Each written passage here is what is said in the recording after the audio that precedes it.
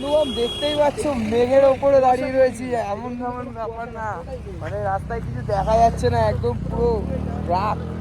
আর তার মাঝখানে টেবিল জ্বলছে, এই যে টেবিলের পাশে পাশে পুরো কুয়াশা ভর্তি। দেখতেই পাচ্ছ সামনে দিয়ে পিছন দিয়ে গাড়ি আসছে দেখতে পাচ্ছি না, আর যেহেতু হাতে গ্লাভস নেই আরও প্রচুর ঠান্ডা লাগছে আমার। দেখো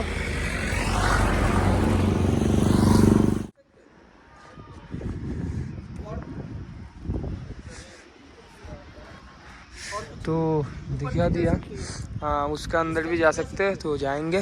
रुको अभी थोड़ा 2-3 पिक्चर खींच ले। তো মানে এত সুন্দর সুন্দর জায়গা আছে, ধারণার বাইরে ছিল। ঘুরে খুব খুশি পেলাম, খুব ভাল লাগছে, এনজয়ও করছি খুব। দুই বন্ধু এসেও মস্তি হচ্ছে ভালোই, কিন্তু আরও বন্ধুবান্ধব আসলে ভালো হতো। সবাইকে বলেছিলাম, কেউই তো এলো না, আর কি করার আছে, তাই দুজনকেই চলে আসতে হলো। ও আসছিল না, ওকে অনেক তেলিয়ে তেলিয়ে নিয়ে আসতে হয়েছে। এখন এসে ভাবতে পারছে যে এসে লাভই হয়েছে। তো লেগে থাকো, আরও রাস্তা দেখাচ্ছি। আর কি যেন একটা জায়গা যাবো, নামটা ভুলে গেলাম। তো জায়গাটা আবার রিটার্ন যেতে হবে, কারণ অনেকটা বেশি চলে এসেছি। তো লেগে থাকো ভিডিওটা।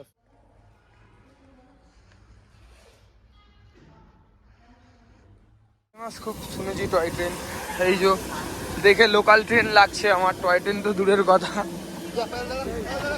বন্ধুরা চা বাগানে ওঠার কথা বলেছিলাম, রাম মন্দিরের পেছনেরটাই উঠছি, হনুমান মন্দিরে। ও বাবা কতটা খাড়া চড়াই, এ ভাই আসতে চ ভাই, আমাকেও উঠতে দে।